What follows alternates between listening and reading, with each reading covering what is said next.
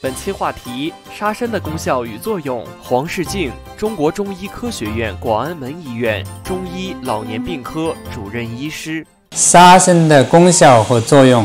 沙参是一个常用的中药，它具有了养阴润肺，它主要是对润肺化痰止咳，所以对肺阴虚的咳嗽、咳痰这些是非常好的。第二一个作用呢，它具有益胃生津作用，它对胃热、胃阴不足是比较好的。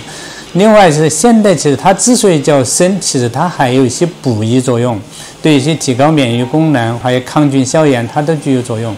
所以它的基本功能呢，中医里面呢，主要是强调了一个就是补肺阴或养胃阴，达到生津止渴、润肺止渴。但是其实现代药呢，也就把它拓展开来，其实它的活血作用也是不错的。所以现在用于就是心血管疾病也常用沙参来进行治疗。但是我们要注意，它沙参呢，它相对是养阴的。我们对于阴虚体质可以，对于湿热的或者热性体质，我们就用沙参就不太可以了。